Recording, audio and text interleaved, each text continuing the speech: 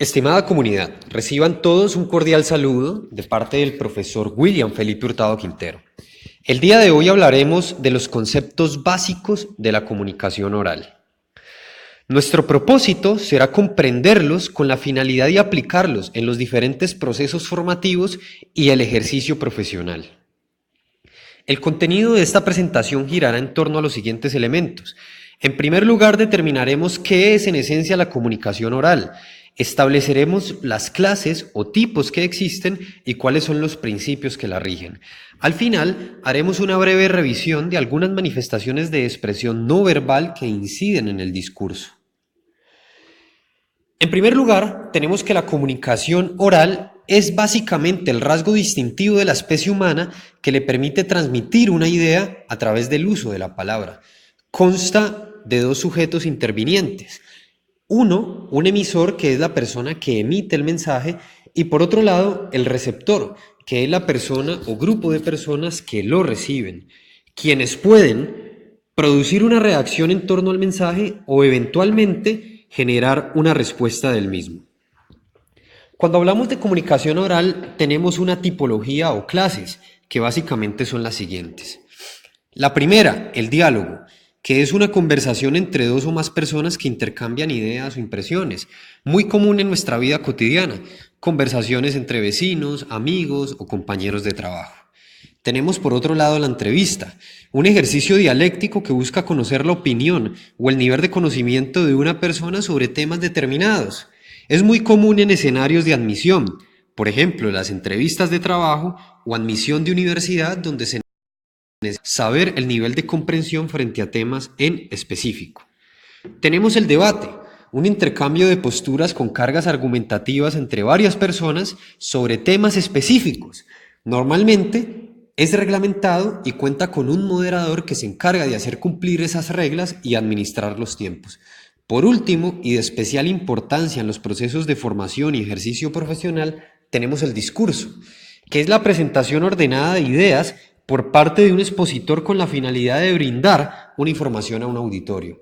Este auditorio suele ser plural, ya sea en condiciones físicas o presenciales o con el apoyo de la tecnología, como sucede en el presente caso. Hay unos principios que rigen la comunicación oral, sobre todo el discurso, y son los siguientes. El primero de ellos es la definición.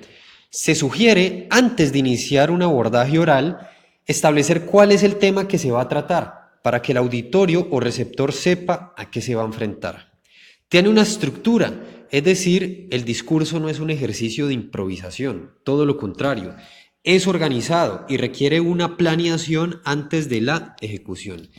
El principio de énfasis hace referencia a la necesidad de reiteración y de especificidad en aquellos elementos que son trascendentales en el discurso para lograr que el auditorio tenga una comprensión. Debe ser sencillo, no debe ser riguroso para que no se vuelva pesado y sea entendible al auditorio. Coherente con el principio de claridad que tiene que ver con el uso del lenguaje. No se puede caer en el coloquialismo, en las frases muy comunes, como tampoco en el extremo del tecnicismo, porque lo que al fin y al cabo buscamos es la comprensión del mensaje por parte del auditorio. Debe ser breve. Con breve no nos referimos a corto. La brevedad hace referencia a que la duración depende del contexto.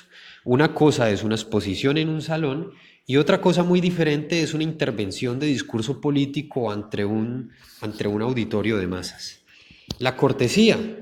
Obviamente debe haber reglas de respeto entre el expositor y el auditorio para que haya un entendimiento y una conexión entre ambos.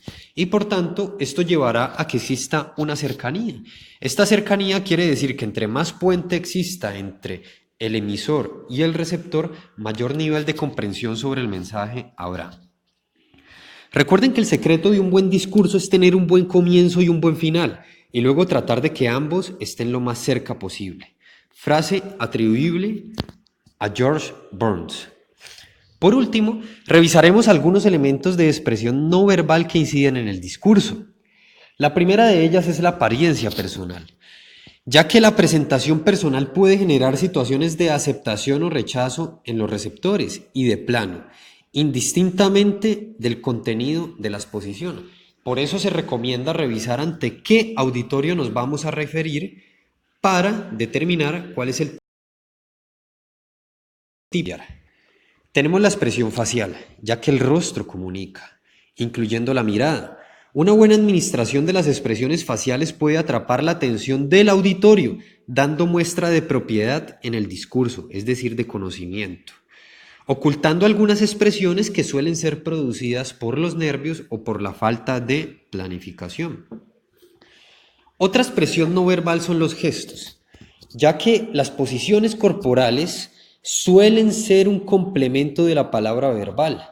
Es por eso que sostenemos que uno de los instrumentos más útiles en un discurso es el correcto manejo de las manos. Las manos como complemento y apoyo de la palabra dicha. Por último tenemos la postura, ya que la posición física que asumimos está relacionada con el nivel de atención que puede tener el receptor. Se recomiendan posturas flexibles pero controladas y evitar actos comunes como guardar las manos en los bolsillos. En las imágenes que les muestro pueden observar el nivel de atención que puede reflejar una postura correcta de una postura que eventualmente refleje nervios o falta de seguridad como es las manos en los bolsillos o la rigidez.